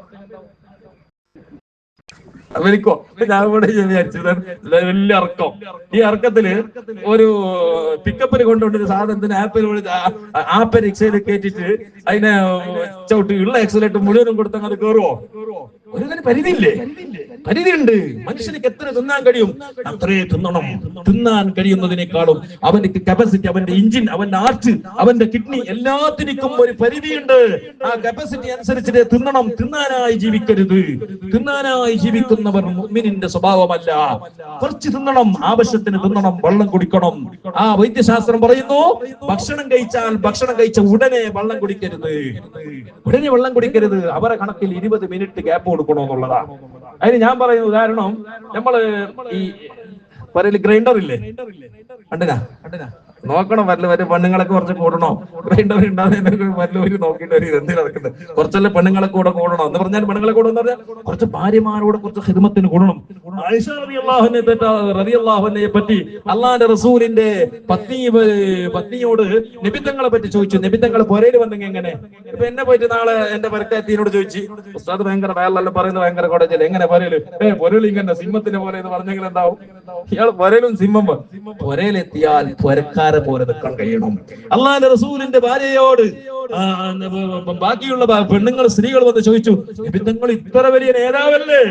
അള്ളാന്റെ റസൂല് തങ്ങൾ വീട്ടിലേക്ക് എത്തിയാൽ എന്താണ് നബിയുടെ പതിവെന്ന് ചോദിച്ചപ്പോൾ, അല്ലാഹുവിന്റെ റസൂലിന്റെ പത്നിയായ ആയിഷ അവിടുന്ന് പറഞ്ഞു, നബിതങ്ങൾ വീട്ടിലേക്ക് വന്നാൽ എന്റെ ഒരു കൂട്ടുകാരനെ പോലെ, ഞാൻ തർക്കാരി കട്ടാക്കുന്നുണ്ടെങ്കിൽ, ഞാൻ വെജിറ്റബിൾ മുറിക്കുന്നുണ്ടെങ്കിൽ അവിടെ നബിതങ്ങൾ വന്നിരിക്കും, എന്റെ കൂടെ മുറിക്കാൻ വേണ്ടി കൂടും. ഉദാഹരണത്തിന്റെ അവത്തില് ചൗത്ത മുറിക്കുന്നു എന്ന് വെച്ചോ, അല്ലെങ്കിൽ മറ്റുള്ള അലസന്റെ കൊടുത്തിട്ട് കട്ടാക്കുന്നുണ്ട് വെച്ചോ, ആ സമയത്ത് നമ്മൾ എന്ത് പറയും? ഇനി നേരെ മുറിക്കാൻ അറിയുന്നില്ല, പിന്നെ എന്തിനു നേരെ കറിയേക്കുന്ന വേണ്ടി പോ എന്നറിച്ച് ഒരു ചവിട്ടോടും. ഓന്റെ അതും പോയി, ഓന്റെ പ്രഷറും വന്ന്, ഓർക്ക് ടാബ്ലറ്റിന് പൈസയും ചെലവാക്കേണ്ടി വന്നു. അങ്ങനെയാണോ അള്ളാഹുവിന്റെ റസൂൽ? അള്ളാഹുവിന്റെ റസൂൽ സ്വല്ലല്ലാഹു അലൈഹി വസല്ലം തങ്ങളുടെ സ്വഭാവം നമ്മൾ പഠിക്കേണ്ട വിഷയമാണ്. റസൂലുള്ളാഹി സ്വല്ലല്ലാഹു അലൈഹി വസല്ലം തങ്ങളുടെ അടുക്കലേക്ക് ആയിഷ ബീവിന്റെ വീട്ടിലാണ് നബിതങ്ങൾ ഓരോ ഭാര്യമാരുടെ വീട്ടിലാണ് ഓരോ ദിവസം താമസിക്കാം. അങ്ങനെ മറ്റൊരു ഭാര്യയുടെ വീട്ടിൽ നിന്ന് നല്ല ഭക്ഷണം ഉണ്ടാക്കി കൊടുത്തപ്പോ ഭർത്താവല്ല എന്ന് പറഞ്ഞിട്ട് അങ്ങോട്ട് പാർസലാക്കിയപ്പോ റസൂലുള്ളാഹി സ്വല്ലല്ലാഹു അലൈഹി വസല്ലം തങ്ങളുടെ പത്നിയായ ആയിഷക്ക് ചൊടി വന്നു. കാരണം എന്റെ പോലെ ഉണ്ടാവും, നീ കൊണ്ടു കൊടുക്കാനായി ഈ 2 പെണ്ണിട്ട് ആരെങ്കിലും നാട്ടിലുണ്ടെങ്കിൽ ഓരോട് ചോദിച്ചാൽ മതി, അതിന്റെ അതാവ് ഓരോട് ചോദിക്കണോ? ഞാൻ കാലത്ത് പറഞ്ഞു, ഒരു ചങ്ങായി ചോദിച്ചു, പെണ്ണ് കെട്ടുന്നതിന്റെ കാര്യം, കെട്ടണ്ടെന്നല്ല, ആവശ്യം കെട്ടണോ, അത് ഭാര്യമാർ അനുമതി കൊടുക്കണം, അത് വേറെ കാര്യമാണ്. അങ്ങനെ ഈ 2 പെണ്ണ് കെട്ടിയ ഉദാഹരണം എന്ന് പറഞ്ഞാല്, ഒരു വലിയൊരു കോല്, ആ കോല് കഷ്ണത്തിന് 2 ഭാഗത്തും തീ കത്തുന്നുണ്ട്, നടുവിലൊരു ഉറുമ്പ് വെട്ട്. മേലെ പോകാൻ പറ്റൂല, താഴെ വീണാൽ അടി വരും, ഇങ്ങോട്ട് പോയാലും കരിഞ്ഞു പോകും, ഇങ്ങോട്ട് പോയാലും കരിഞ്ഞു പോകും. ഈ രീതിയിലാണ്. നല്ല സ്വാലിഹത്തായ ഭാര്യമാരുള്ളവരെ പറ്റിയിട്ടല്ല പറയുന്നത്. അധിക സ്ഥലത്തും കലഹങ്ങളാണ് ഉണ്ടാവുക. അത് എന്തുകൊണ്ട്? നമ്മുടെ നാട്ടിന്റെ പതിവ് എങ്ങനെ ആയി എന്നുള്ളതാണ്. നമ്മുടെ നാട്ടിൽ ഒന്ന് കെട്ടുക എന്ന് തന്നെയാണ്. രണ്ടാമത് കെട്ടിയാൽ ഇസ്ലാമിന്ന് പുറത്തു നിന്നുള്ള ഒരു ധാരണയിലേക്ക് ജനങ്ങൾ എത്തിച്ചു. ആവശ്യമുണ്ടെങ്കിൽ കെട്ടണം, കെട്ടാനുള്ള അവന് അനുമതി കൊടുക്കണം, അത് ഇസ്ലാമിന്റെ ആണ്. അവനക്ക് ആവശ്യമുണ്ടെങ്കിൽ 4 വരെ വിവാഹം കഴിക്കാമെന്ന് ഇസ്ലാം അനുവദിച്ചിട്ടുണ്ട്. അള്ളാഹുവിന്റെ റസൂൽ സ്വല്ലല്ലാഹു അലൈഹി തങ്ങളുടെ പത്നിയായ ആയിഷ ബീബിന്റെ പരക്കീത് കൊണ്ടുവന്നിട്ടുമോ ആയിഷക്ക് ഇത് പിടിച്ചില്ല. എന്റെ പേരുണ്ടാവും, നീ കൊടുത്തു കൊടുക്കാൻ ആര്? ഒറ്റൊരു തട്ടോട്ടിന്റെ ഭാഗമെല്ലാം പോയി. ഞാൻ എന്താക്കും? ഞാനാണെങ്കിൽ പറയും, നിന്റെ 1 ചൊല്ലിയും 2 ചൊല്ലിയും 3 ചൊല്ലിയും പോയിക്കോ. ആകെ പ്രഷർ കൂടുമ്പോ വരുന്നത് ഇതാണ്. പലപ്പോഴും വന്നു പോകരുത്. അങ്ങനെ തന്നെ 3 തലാഖ് ചൊല്ലി തമാശക്കൊറ്റന് ചൊല്ലിയാലോ 3 തലാഖും സംഭവിച്ചു. പിന്നെ ഭാര്യയല്ലാതെയായി. വളരെയേറെ ശ്രദ്ധിക്കേണ്ട വിഷയം. ചൊടിച്ചിട്ട് തലാക്കിയില്ലെങ്കിൽ തലാക്കാവും, തമാശക്ക് ചൊല്ലിയെങ്കിൽ തലാക്കാവും. തലാഖിൽ കളിക്കണ്ട. പിന്നെ നിങ്ങൾ ആ ഭാര്യയോട് കൂടെ കിടക്കുന്നത് അന്യ പെണ്ണിനോട് ചെന്ന് വ്യഭിചാരം ചെയ്യുന്നത് പോലെയാണ്. പച്ചയായ ഹറാമാണ്. എത്രയോ പഴയ കാലത്തൊക്കെ എത്രയോ സംഭവങ്ങളുണ്ട്. അറിയാതെ ഇങ്ങനെ 3 തലാഖ് നീ പോന്നു, ഇപ്പൊ എന്നെ പോക്ക് പോന്നെ. അങ്ങനെ ഓന്റെ പ്രഷർ കഴിഞ്ഞിട്ട് ഓന്റെ ടോയ്ലറ്റിലെല്ലാം പോയിട്ട് വന്നിട്ട് പ്രസ്സാക്കിയിട്ടുള്ള വരുമ്പോ ഓള് വേണോ? ചൂടുവെള്ളം കൊണ്ടാണ്. ഇത്രയേ ഉള്ളൂ നമ്മൾ പ്രശ്നം. അതുകൊണ്ട് ആ ത്വലാഖിൽ കളിച്ചു പോകരുത്. അള്ളാഹുവിന്റെ റസൂൽ എന്ത് ചെയ്തു എന്നറിയോ? പ്രഷറൊന്നും കൂടിയില്ല. നബിതങ്ങൾ എന്ത് ചെയ്തു? അതിനെന്താക്കി? അങ്ങനെ തന്നെ നബിതങ്ങൾ അവിടെ തായിരുന്നു.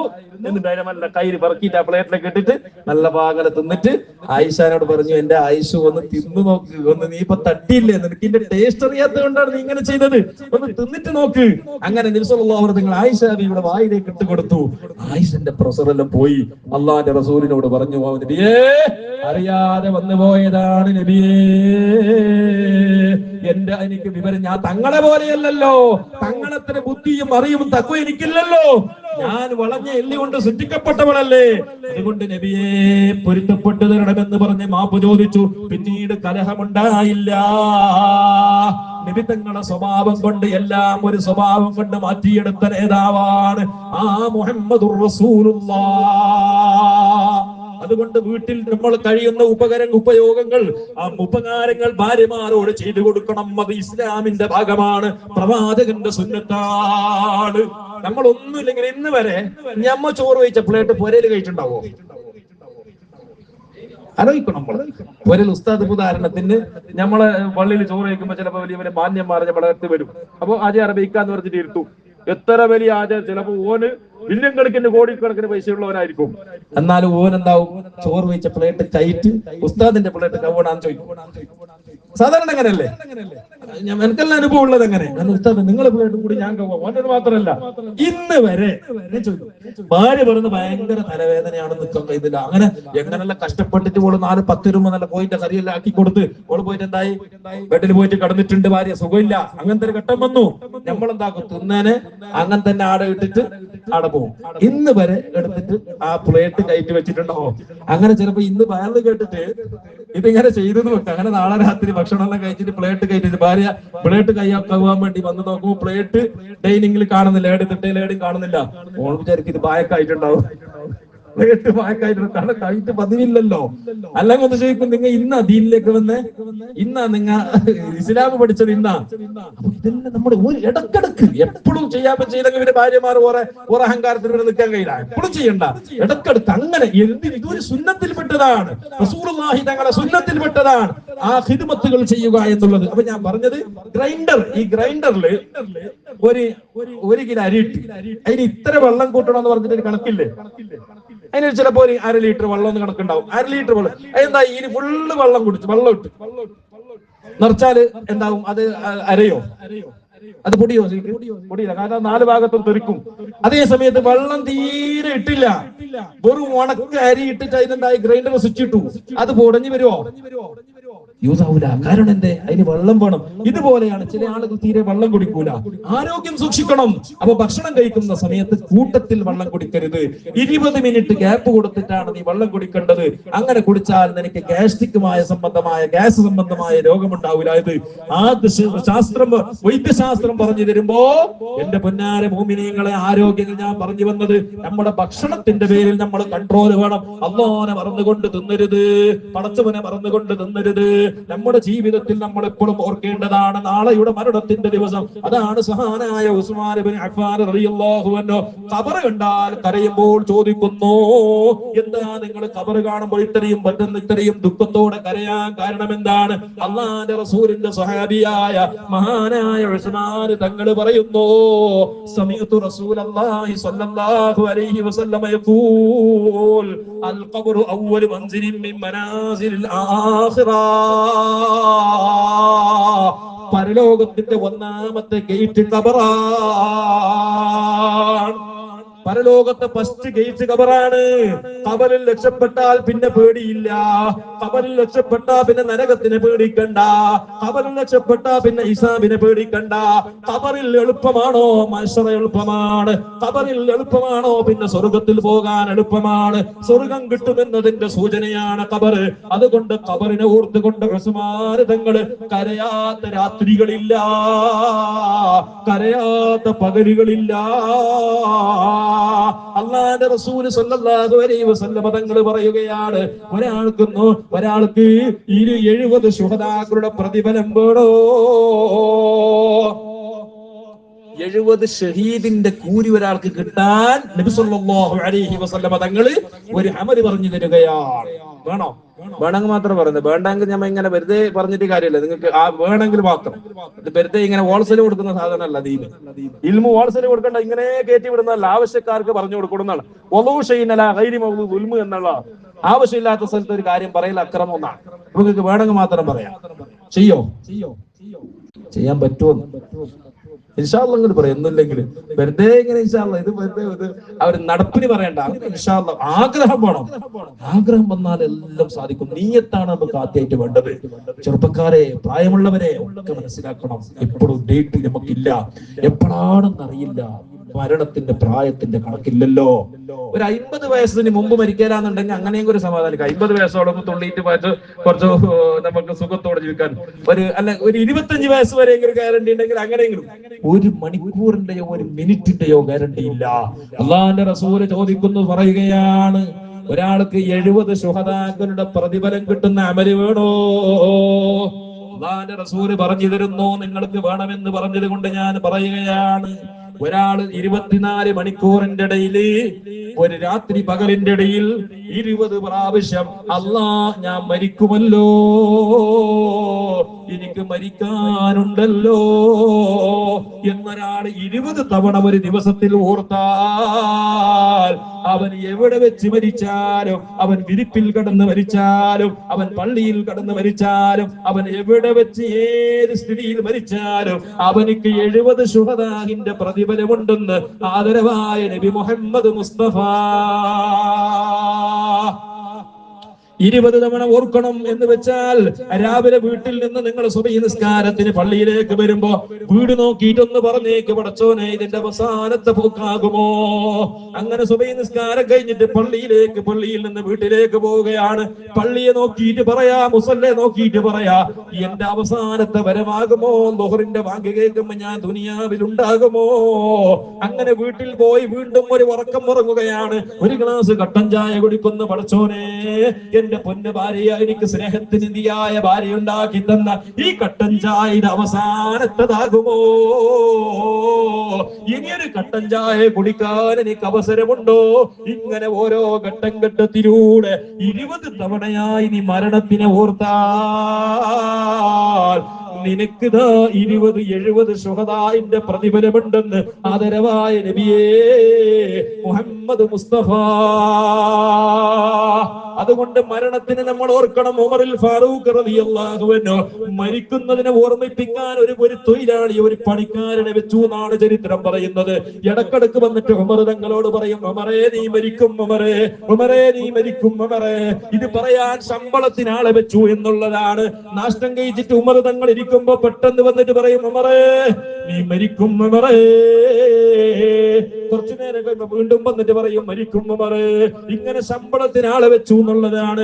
ഒരു ദിവസം ഈ മനുഷ്യൻ വരുന്ന സമയത്താണ് ഉമറുൽ ഫാറൂഖ് റളിയല്ലാഹു അൻഹു ആ പണിക്കാരനോട് പറയുന്നു, പൊന്നു സഹോദരാ, നിന്നെ പിരിച്ചുവിട്ടിരിക്കുന്നു, നിന്നെ ക്ലോസ് ചെയ്തിരിക്കുകയാണ്, ഇനി നീ പറയാൻ വരണ്ട, എനിക്ക് മരണത്തിനെ ഓർമ്മിപ്പിക്കാൻ ആവശ്യമില്ല.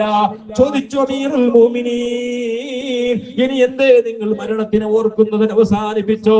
ആ സമയത്ത് ഉമറുൽ ഫാറൂഖ് തങ്ങൾ നീണ്ടു കിടക്കുന്ന താടിരോമങ്ങൾ കടയിൽ നിന്ന് ഒരു താടിരോമത്തെ കാണിച്ചുകൊണ്ട് ഉമറുൽ ഫാറൂഖ് തങ്ങൾ പറയുന്നു, ഓ മനുഷ്യ, ഖത്താബിന്റെ മകൻ ഉമർ ഉണ്ടല്ലോ, ഇന്നലെ വരെ എന്റെ ശരീരത്തിന്റെ താടിരോമങ്ങൾ മുഴുവനും കറുകറുത്തതായിരുന്നു, ഇന്നെന്റെ താടിയിൽ നിന്ന് ഒരു രോമം നരച്ചിട്ടുണ്ട്, ഇത് മരണത്തിലേക്കുള്ള സൂചനയാ.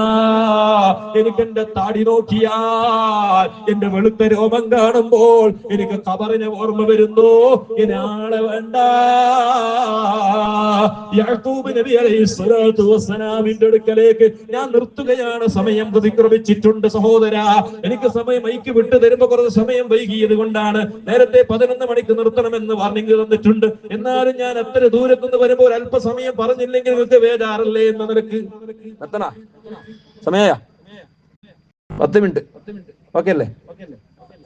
ഓക്കെ അല്ലേ? നിർത്തണ ഇപ്പൊ തന്നെ ഇപ്പൊ നിർത്താം. സ്റ്റോപ്പ് അറ്റാക്ക് പോലെ ക്ലോസ് അല്ലേ? അതിനിടയ്ക്ക് ഒരു 1.5 മണിക്കൂർ സമയം തരുന്ന പറഞ്ഞിട്ട് 10 മണി 10:05 ഞാൻ നിന്നത്.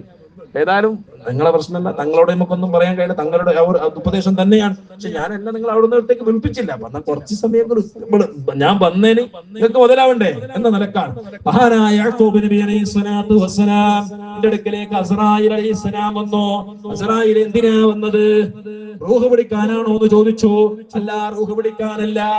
എന്നിട്ട് അസ്രായീലിനോട് യാക്കൂബ് നബി അലൈഹിസ്സലാത്തു വസ്സലാം ഒരു റിക്വസ്റ്റ് ചെയ്യുകയാണ്, അസ്രായീലേ, എനിക്കൊരു കാര്യം ചെയ്യണം, എനിക്ക് മരണത്തിന് മുമ്പ് എനിക്ക് ഒരു വാർണിംഗ്, എനിക്ക് ഒരു അറിയിപ്പുകാരനയക്കണം, എനിക്ക് മുൻകൂട്ടി ഒരു അറിയിപ്പ് നടത്തണം നിങ്ങൾ. അങ്ങനെ ബഹുമാനപ്പെട്ട അസ്രായീൽ അലൈഹിസ്സലാം അത് ഏറ്റെടുത്തു. അങ്ങനെ കൊല്ലങ്ങൾ കുറെ കഴിഞ്ഞു. യാക്കൂബ് നബി അലൈഹിസ്സലാമിന്റെ അടുക്കലേക്ക് അസ്രായീൽ വന്നു. എന്തിനാ വന്നത് എന്ന് ചോദിച്ചു. ഞാൻ വന്നത് തങ്ങളുടെ റൂഹ് പിടിക്കാനാണ്. അസലിയായ ഖളാഇൽ അല്ലാഹു കണക്കാക്കിയ സമയം കഴിഞ്ഞിട്ടുണ്ട്. യാക്കൂബ് നബിയെ, മരണത്തിന് കീഴടങ്ങലല്ലാതെ വെടിയില്ല. ചോദിച്ചു, ഞാൻ മുൻകൂട്ടി നിങ്ങൾ ആളെ വിടാമെന്ന് അറിയിപ്പ് തരാമെന്ന് പറഞ്ഞിട്ടുണ്ടല്ലോ, നിങ്ങൾ പെട്ടെന്ന് നിങ്ങൾ വന്നല്ലോ. ആ സമയത്താണ് യാക്കൂബ് നബി അലൈഹിസ്സലാമിനോട് അസ്രായീൽ പറയുന്നു, യാക്കൂബേ, ഞാനെന്ന് വരുമ്പോ നിങ്ങളുടെ താടിരോമങ്ങൾ കറുത്തതായിരുന്നു, തലയുടെ മുടികളെല്ലാം കറുത്തതായിരുന്നു, ഇന്ന് നിങ്ങളുടെ താടിരോമങ്ങൾ വെളുത്തിട്ടില്ലേ, നിങ്ങളുടെ തലമുടികൾ വെളുത്തു പോയിട്ടില്ലേ, ഇത് മരണത്തിന്റെ സൂചനയാണ്. അല്ലാഹുവിന്റെ റസൂൽ പഠിപ്പിച്ചു, നിര ഉമ്മത്തിന്റെ അനുഗ്രഹമാണ്, നിരക്കൽ ഉമ്മത്തിന്റെ അനുഗ്രഹമാണ്, ബറക്കത്താണ്. ഇബ്രാഹിം നബി അലൈഹിസ്സലാത്തു വസ്സലാം പറഞ്ഞു, അല്ലാഹുവിനോട് പറഞ്ഞു, ഇബ്രാഹിം നബി അലൈഹിസ്സലാം ലോക ചരിത്രത്തിൽ ആദ്യമായി നരച്ചത് ഖലീലുല്ലാഹി ഇബ്രാഹിം നബിയുടെ രോമങ്ങളാണ്. ഇബ്രാഹിം നബി അലൈഹിസ്സലാത്തു വസ്സലാം ചോദിച്ചു, എന്തേ അല്ലാഹ് എന്റെ താടിയുടെ രോമങ്ങൾ വെളുക്കാൻ കാരണം എന്താണ്? കറുത്തതായിരുന്നല്ലോ. ഇബ്രാഹിം നബി അലൈഹിസ്സലാമിനോട് അല്ലാഹ് അറിയിച്ചു കൊടുത്തു, അത് എന്റെ ഇഷ്ടപ്പെട്ട അടിമകളെ ഞാൻ അനുഗ്രഹിക്കുന്ന ആദരിക്കുന്ന ഒരു ആദരവാണ്, ഒരു ഗൗരവമാണ്. ആ സമയത്ത് ഇബ്രാഹിം നബി അലൈഹിസ്സലാം പറഞ്ഞു, എന്നാൽ ഗൗരവം കുറക്കരുത്, കൂട്ടിത്തരണേ അല്ലാഹ്. ഇബ്രാഹിം നബി അലൈഹിസ്സലാമിന്റെ ശരീരത്തിന്റെ രോമങ്ങൾ മുഴുവനും വെളുത്തുപോയി എന്ന് ചരിത്രം പറയുമ്പോ യാക്കൂബ് നബി അലൈഹിസ്സലാത്തു വസ്സലാം പറഞ്ഞു, ഓ റബ്ബേ, എന്റെ താടിരോമങ്ങൾ നിറച്ചത് മരണത്തിന്റെ സൂചനയാണെന്ന് എനിക്ക് മനസ്സിലാക്കാൻ കഴിഞ്ഞില്ലല്ലോ. അങ്ങനെ മഹാനായ യാക്കൂബ് നബി അലൈഹിസ്സലാമിനെ അവിടെ നിന്ന് റൂഹ് പിടിച്ചു എന്ന് ചരിത്രം പറയുമ്പോൾ, പൊന്നാര ഭൂമിനെ ഞാൻ എന്തിനാ പറയുന്നത്? ഇന്നത്തെ ആധുനിക ലോകത്തിന്റെ ചെറുപ്പക്കാർക്ക്, ബാല്യക്കാർക്ക്, വയസ്സന്മാർക്ക് ഒരു ഫാഷനായി മാറിയിട്ടുണ്ട്. നരച്ച താടിരോമങ്ങൾക്ക്, നരച്ച തലമുടികൾക്ക് ഡൈയടിച്ചുകൊണ്ട് കറുപ്പടിച്ചുകൊണ്ട് നടക്കുന്ന പ്രായമുള്ള രക്ഷിതാക്കളുണ്ടോ? അല്ലാഹുവിനെ ഓർത്തോ, പടച്ചവനെ ഓർത്തോ, ഖബറിനെ ഓർത്തോ. പഠിപ്പിക്കുന്നത് എന്താണ്? നിന്റെ ശരീരത്തിന്റെ താടിയിലും നിങ്ങളുടെ തലയുടെയോ താടിയുടെയോ രോമങ്ങൾക്ക് കറുപ്പടിച്ചാൽ അതിലേക്ക് വെള്ളം ചേരൂല, ജനാബത്തിന്റെ കുളി ശരിയാവൂല, മയ്യത്ത് കുളിപ്പിക്കുന്ന കുളി പോലും ശരിയാവൂല, ഹറാമാണെന്ന് ഫുഖഹാ ഐക്യകണ്ഠം പറഞ്ഞ കാര്യത്തെ ഇന്നത്തെ സമുദായത്തിലെ പ്രായമുള്ളവരടക്കം എത്രയോ ആളുകൾ തലക്കും മുടികൾക്ക് താടി രോമങ്ങൾക്കും മുടികൾക്കും കറുപ്പടിക്കുന്നവരുണ്ട്. പൊന്നു സഹോദരാ, അല്ലാഹുവിനെ ഓർത്തുകൊണ്ട് അവസാനിച്ചോ. നിങ്ങൾ ഏതെങ്കിലും ബാർബർ ഷോപ്പിൽ പോയിട്ട് ദയ്യടിച്ചിട്ട് നിങ്ങൾ റാഹത്തോടെ മംഗലത്തിന് പോകാൻ വേണ്ടി ഒരുങ്ങിയിട്ട് നിങ്ങൾ ചെറുപ്പക്കാരനായി വരുമ്പോ അതാ ആ ദിവസമാണ് നിന്റെ മരണമെങ്കിൽ നിന്റെ മയ്യത്ത് കുളിപ്പിച്ച കുളി ശരിയാകുമോ? താൽക്കാലികമായ സുഖത്തിന് വേണ്ടി നിന്റെ ബാല്യം കാണിച്ചത് കൊണ്ട് ആയുസ് കൂടുതൽ കിട്ടൂല. ലോക ചരിത്രത്തിൽ ആദ്യമായിട്ട് മുടി കറുപ്പിച്ചതാരാ? ആരാന്നറിയോ? മുടി ഫസ്റ്റ് കറുപ്പിച്ച മനുഷ്യനാരെന്നറിയോ? കേട്ടില്ല? അവനെ ഞങ്ങൾ മാതൃകയാക്കുന്നത് ഫിറോനാണ് ആദ്യമായി കറുപ്പിച്ചത്. ഈനെ മാതൃകയാക്കാണ് എത്ര മാന്യന്മാർ പള്ളി കമ്മിറ്റിയിലുണ്ടാകും, കോളേജ് കമ്മിറ്റിയിലുണ്ടാകും, നാട്ടു സംഘടനയിലുണ്ടാകും, നാട്ടു വലിയ ആജിയാറായിരിക്കും, എല്ലാത്തിനും മുമ്പില് താല ഇങ്ങനെ പിടിച്ച് കുറച്ച് കഴിയുമ്പോ അടിയിൽ ഇങ്ങനെ വെളുത്തിട്ടുണ്ടാവും, മേലെ ഇങ്ങനെ കറുത്തിട്ടുണ്ടാവും. അതിനറിയില്ലല്ലോ ഇനിയിപ്പോ ഡയ്യടിച്ചത് കൊണ്ട് അടി മുളച്ചു വരുന്നത് അത് കറുത്തിട്ട് വരൂലല്ലോ. എത്ര മാന്യന്മാർ. അതുകൊണ്ട് പൊന്നു മുഅ്മിനീങ്ങളെ അവസാനിപ്പിക്കണം, ജീവിതം നന്നാക്കണം, അല്ലാഹുവിനെ ഓർത്തുകൊണ്ട് ജീവിക്കണം, ഖബറിനെ ഓർത്തുകൊണ്ട് ജീവിക്കണം. ഖബർ എപ്പോഴും നമ്മൾ വിളിച്ചു പറയുകയാണ്, അന ബൈത്തുൽ വഹദ അന ബൈത്തുൽ ദൂത്.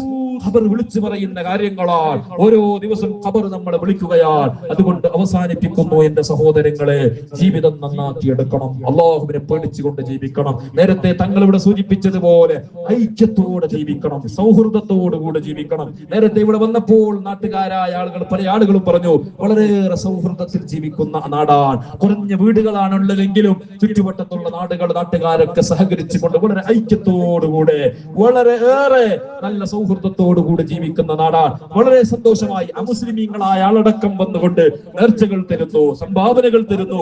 ഇതാണ് ഇന്ത്യ രാജ്യത്തിന്റെ പാരമ്പര്യം, ഇതാണ് ഈ രാജ്യത്തിന്റെ സൗഹൃദം, ഇതാണ് ഈ രാജ്യത്ത് മുസ്ലിമും ക്രിസ്ത്യാനിയും ഹിന്ദുവും ഒരേപോലെ ഒരേ മതത്തെ ഒരേ സഹോദരന്മാരെ പോലെ ഏകോദര സഹോദരന്മാരെ പോലെ ജീവിച്ച പാരമ്പര്യമുള്ള ഇന്ത്യ രാജ്യത്ത് ഈ രാജ്യത്തിന്റെ ഭംഗിയതാണ്. സൗഹൃദം കാത്തു സൂക്ഷിക്കണം, മനുഷ്യർക്കിടയിൽ സ്നേഹം കൈമാറണം. ഏറ്റവും കൂടുതൽ മനുഷ്യർക്ക് കൊടുക്കാൻ പറ്റുന്ന ഗിഫ്റ്റ് അത് സ്നേഹമാണ്. മനുഷ്യന്റെ മുഖത്തേക്ക് നോക്കിക്കൊണ്ട് ചിരിക്കാൻ കഴിയണം, ഭാര്യക്ക് ഭർത്താവിന്റെ മുഖം നോക്കി പുഞ്ചിരിക്കാൻ കഴിയണം, ഭർത്താവിന് ഭാര്യന്റെ മുഖം നോക്കി. ജ്യേഷ്ഠനും മനുഷ്യനും തമ്മിൽ പിണങ്ങിയവരുണ്ടോ? അള്ളാഹുവിന്റെ മാസമാണ്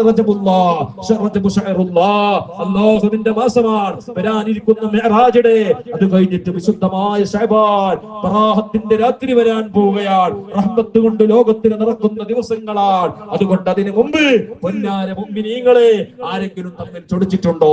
തമ്മിൽ പിണക്കമുണ്ടോ?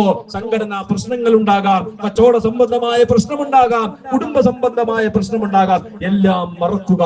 എന്തിന്? അള്ളാഹുവിനെ ഓർത്തുകൊണ്ട് നാളെ ഞാൻ ഖബറിലേക്ക് എത്തി, എന്നിട്ട് ഞാൻ മരിച്ചാൽ എന്റെ മയ്യത്തിനെ കൊണ്ടുപോയിട്ട് കിടത്തേണ്ടത് ഈ നാട്ടുകാരല്ലേ, നിങ്ങളല്ലേ. അവിടെ ജാതി നോക്കാനോ അല്ലെങ്കിൽ നിങ്ങളുടെ ഗ്രൂപ്പ് നോക്കാനോ അല്ലെങ്കിൽ മറ്റുള്ള നിങ്ങളുടെ കുടുംബമാണോ അല്ലെങ്കിൽ അന്യരാണോ നോക്കാറില്ല. ആരാണ് നമ്മളെ മയ്യത്തിന്റെ ആ മയ്യത്ത് കെട്ട് 4 ഭാഗം ചുമന്നുകൊണ്ട് വരുന്നത്? ഒരു പക്ഷെ ഇന്നലെ വരെ കണ്ടാൽ മിണ്ടാത്ത നിന്റെ ശത്രുവായി കണ്ടവനായിരിക്കാം. അതുകൊണ്ട് ആരോടും ശത്രുത വേണ്ട, എല്ലാവരും സ്നേഹത്തോടെ കഴിഞ്ഞുകൂടുക. നല്ല ബറക്കത്തുള്ള നാടാണ്, നല്ല മനോഹരമായ ഒരു മദ്രസ. ഈ മദ്രസിന്റെ പുരോഗതിക്ക് വേണ്ടി, ഈ കുതുബിയത്തിന്റെ വാർഷികത്തിന് വേണ്ടി ബഹുമാനപ്പെട്ട സൈനാർ ഉസ്താദ് എന്റെ പ്രിയപ്പെട്ട സുഹൃത്താണ്. ഒരുപാട് നമ്മൾ പലപ്പോഴും നമ്മൾ കാണാറും കേൾക്കാറുമുണ്ട്, ബന്ധപ്പെടാറുണ്ട്. 10-14 എത്ര കൊല്ലം? 14 കൊല്ലം ഒരു നാട്ടിൽ നിൽക്കാന്ന് പറഞ്ഞാൽ തന്നെ ഉസ്താദിന് നല്ല സബർ വേണം, നാട്ടുകാർക്ക് അതിനേക്കാളും സബർ വേണം, അല്ലെ? ഒരു ഉസ്താദിന് 14 കൊല്ലം വെക്കാന്ന് പറഞ്ഞാൽ ചില്ലറ വിഷയമല്ല. ആ നാട്ടിലുള്ള നിങ്ങളുടെ ഒരു താഴ്മയും നിങ്ങളുടെ ഒരു സഹകരണവും ഈ നാടിന്റെ ഒരു ഐക്യവും ഈ നാടിന്റെ ഒരു സൗഹൃദവും അത് തന്നെ വിളിച്ചു പറയുന്നു. അല്ലെങ്കിൽ നാട്ടിൽ ഐക്യമില്ലെങ്കിൽ ഉസ്താദന്മാർക്ക് നിൽക്കാൻ കഴിയില്ല. നാട്ടിൽ 25 ഗ്രൂപ്പ് ഉണ്ടെങ്കിൽ ഉസ്താദന്മാർക്ക് ഏറ്റവും കൂടുതൽ ബാധിക്കുന്നത് ഉസ്താദന്മാർക്കാണ്, അല്ലെ? നാട്ടിലെ പ്രശ്നം ഉണ്ടെങ്കിൽ ഏറ്റവും കൂടുതൽ ബാധിക്കുന്നത് ഉസ്താദന്മാർക്കാണ്. പുരയില് മക്കള് തമ്മിൽ കലാട്ടാക്കിങ് ഫസ്റ്റ് അതിന്റെ മെയിൻ വലിയ ടെൻഷൻ ആയിരിക്കും. ഉപ്പ ഉപ്പാക്കുമ്മാക്കല്ലേ? ഓർക്ക് ടെൻഷൻ ഇല്ല. ജ്യേഷ്ഠൻ അനുജനത്ത് ഗലാട്ടാക്കിങ് ഇതിന്റെ മുഴുവനും ടെൻഷൻ ഉപ്പ ഉമ്മാക്കാണ്. കാരണം ഇതിനെ എങ്ങനെ ശരിയാക്കണം? ഉപ്പാക്ക് അങ്ങോട്ട് കൂടാനല്ല ഇങ്ങോട്ട് കൂടാനല്ല. അതുപോലെയാണ് ഒരു നാട്ടിന്റെ നേതൃത്വം എടുത്ത ഉസ്താദ് എന്ന് പറഞ്ഞാൽ ഉസ്താദിന് അതും അങ്ങോട്ട് പോയാലും പ്രശ്നം ഇങ്ങോട്ട് പോയാലും പ്രശ്നം. അങ്ങനെയാണ്. കാരണം അങ്ങനെയാണ്. കാരണം നാട്ടിൽ എന്തെങ്കിലും പ്രശ്നമുണ്ട്, ഉസ്താദിന് ഓനോട് മുണ്ടിയങ്ങാവാല, ഓരോട് മുണ്ടിയങ്ങാവാല. എങ്ങനെ ഉസ്താദിന് മുണ്ടാണ്ടിക്കാൻ കഴിയും? പിന്നെ മലായിക്കത്തിനെ പോലെ ജിന്നിനെ പോലെ നിൽക്കേണ്ടി വരും മുണ്ടാതെ, അല്ലെ? ഈ രീതിയിലാണ്. പണ്ടൊരു ഉസ്താദ് പറഞ്ഞു, നിങ്ങൾക്ക് കുറെ കാലം നിൽക്കണമെങ്കിൽ ചൂട് കേൾക്കാത്ത ബായി വരാത്ത ഉസ്താദാണ്. അന്ന് കുറെ 40 കൊല്ലം നിൽക്കാതെ. എന്ത് ചൂട്? ഓന് എന്ത് നാട്ടുകാരെ എന്ത് പറഞ്ഞു? ഓന് കേൾക്കാനില്ല, ഓന് കാണാനുമില്ല. ഇങ്ങനെയാണെങ്കിലേ നിൽക്കാൻ കഴിയൂ. അപ്പോ വളരെയേറെ 14 കൊല്ലത്തെ നേതൃത്വം ഈ കുടിയിരിക്കുന്ന ഒരുപാട് ചെറുപ്പക്കാർ ഉസ്താദിന്റെ ശിഷ്യന്മാരാണ്. വളരെ താഴ്മയോടുകൂടെ ഞാൻ കഴിഞ്ഞ ദിവസങ്ങളിൽ അദ്ദേഹത്തിന്റെ നാട്ടിൽ തെത്തിപ്പാടിയിൽ വയലിൽ അന്നും വയൽ കേൾക്കാൻ വേണ്ടി ഇവിടെ നിന്ന് അവിടത്തേക്ക് വന്നിരുന്നു. ഇങ്ങനെ ഒരു നല്ല സൽസ്വഭാവത്തിന്റെ ഉടമ അള്ളാഹുവേ അദ്ദേഹത്തിന് ദീർഘായുസ് നൽകണം റഹ്മാനെ. ഇരിക്കുന്ന ഒരുപാട് ആജിയാക്കന്മാർ, ഈ കമ്മിറ്റിയിലെ ഭാരവാഹികൾ, പേരെടുക്കുന്ന ഒരാൾ അറിയില്ല. അതുപോലെ തന്നെ വിളിച്ചെന്നെ മമ്മദാക്ക എന്ന് പറയുന്ന ഒരു സഹോദരനുണ്ട്. മമ്മദാക്ക എന്നല്ലേ പേരാണ്? മമ്മദാക്ക. അദ്ദേഹം 2-3 പ്രാവശ്യം എന്റെ റൂമിലേക്ക്, ഞാൻ അദ്ദേഹത്തിനോട് അന്നും പറഞ്ഞിട്ടുണ്ട്, നിങ്ങൾ വരേണ്ടതില്ല, ഞാനൊക്കെ ഫോൺ വിളിച്ചാൽ മതി, ഞാനിപ്പോ അത്ര വലിയ വന്നിട്ട് വിളിക്കേണ്ടത്തേക്കൊന്നില്ല, ഒരു ഫോൺ വിളിച്ചാൽ മതി, ഫോൺ അതിനല്ലേ ഉള്ളത്. അദ്ദേഹം രക്ഷ പിടിച്ചിട്ട് ഒരു വട്ടം എന്നെ കണ്ടില്ല എന്ന് പറഞ്ഞ് വീണ്ടും വന്നു. അദ്ദേഹത്തിന്റെ ഒരു താഴ്മയാണ്. അള്ളാഹു നൽകട്ടെ, അള്ളാഹു അദ്ദേഹത്തിന്റെ എല്ലാ പ്രയാസം തീർക്കട്ടെ. അതുപോലെ എന്റെ കൂടെ വന്നിട്ടുണ്ട് മൻസൂറാക്ക. ഈ ഭാഗത്തേടെ എന്റെ വയലിനെ വിളിച്ചിട്ട് മൻസൂറാക്കാൻ ഏൽപ്പിക്കും. മൻസൂറാക്ക എന്ത് തിരക്കുണ്ടെങ്കിലും അദ്ദേഹം എന്റെ കൂടെ വരും. അദ്ദേഹത്തിന് ഒരുപാട് രോഗങ്ങളുണ്ട്, പ്രയാസങ്ങളുണ്ട്. കിഡ്നി സംബന്ധമായ ഒരുപാട് രോഗങ്ങൾ, ഡയാലിസിസ് സംബന്ധമായ രോഗങ്ങളൊക്കെ പ്രയാസപ്പെടുന്ന ആളാണ്. നല്ല ഒരു പ്രവർത്തകനാണ്, നല്ല ഒരു സൽസ്വഭാവിയാണ്. അള്ളാഹുവെ ദീർഘായുസ് നൽകണം റഹ്മാനെ. അദ്ദേഹത്തിന്റെ രോഗം പടച്ചവനെ നിന്റെ റഹ്മത്ത് കൊണ്ട്, ഈ മജ്‌ലിസിന്റെ ബറക്കത്ത് കൊണ്ട് ശിഫയാക്കി കൊടുക്കണം റഹ്മാനെ. ഒരു ഡയാലിസിന്റെയും ആവശ്യമില്ലാതെ തന്നെ റബ്ബേ നീ ഖുദ്റത്ത് താമ്മായവനാണ്. മുത്ത് മുഹമ്മദ് മുസ്തഫ സല്ലല്ലാഹു അലൈഹി തങ്ങളുടെ ബറക്കത്ത് കൊണ്ട്, മഹാന്മാരായ ബദരീങ്ങളുടെ ബറക്കത്ത് കൊണ്ട്, മഹാനായ ശൈഖ് തങ്ങളുടെ ബറക്കത്ത് കൊണ്ട്